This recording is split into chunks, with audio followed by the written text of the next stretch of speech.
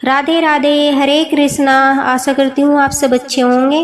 भक्तों, मैं आप सबके सामने लड्डू गोपाल जी की एक बिल्कुल सच्ची घटना जो हाल ही में वाराणसी में घटित हुई है शेयर करना चाहती हूँ।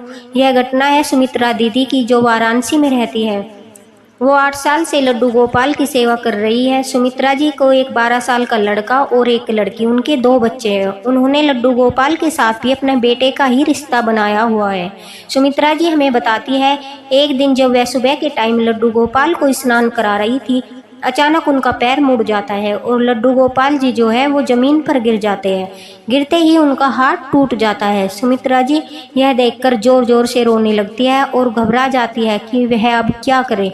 वो पूरा दिन रोती रहती है और सबसे पूछती है कि वह अब क्या करे। कोई उनको बोलता है आप इनका विसर्जन कर दो, तो कोई उनको बोलता है कि कहीं मंदिर के बाहर आप इनको रखाओ और नया विग्रह ले आओ। अब सुमित्रा दीदी को कोई रास्ता नजर नहीं आता। वह लड्डू गोपाल को मंदिर के बाहर पीपल के पेड़ के नीचे बैठा कर आ जाती है।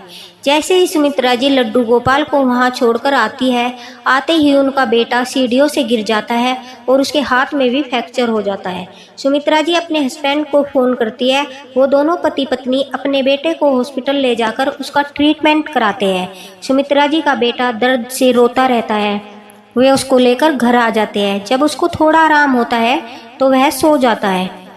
इसी बीच सुमित्रा दीदी को भी नींद आ जाती है। सुमित्रा दीदी को लड्डू गोपाल दिखाई देते हैं और बोलते हैं, सुनिए क्या कहते हैं लड्डू गोपाल। मैया, ओ मैया, मैं भी तो तेरा ही बेटा हूँ, तू मुझे तो यहाँ छोड़कर चली गई है। मुझे भी दर्द हो रहा है मैया।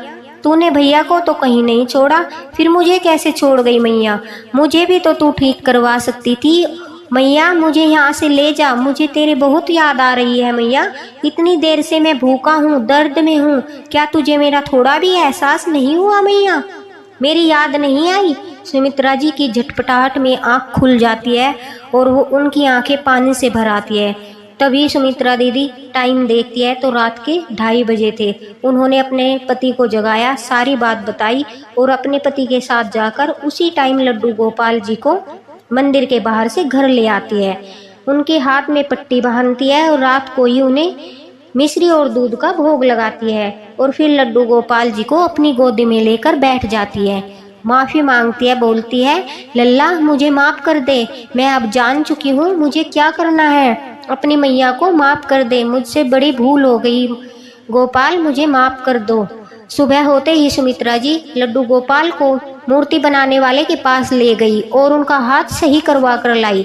आज भी उसी विग्रह की वो सेवा कर रही है और उनके घर में लड्डू गोपाल जी की दया से अपार खुशियां है। सब कुछ बहुत अच्छा चल रहा है।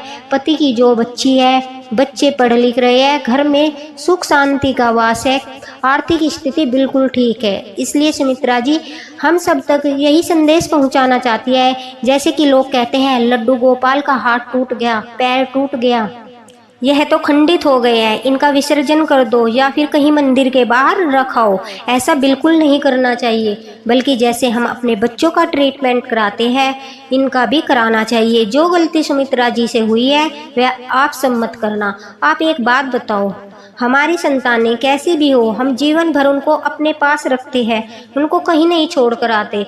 जब हमने लड्डू गोपाल जी के साथ अपना रिश्ता बना ही लिया है तो हम उन्हें पूरी ईमानदारी से तब तक हमारा जीवन है हमें निभाना चाहिए। अगर आपको मेरी बात पसंद आई हो तो प्लीज़ मेरे साथ एक बार बोलो, श्री राधे राधे, बाके बिहारी लाल की जय।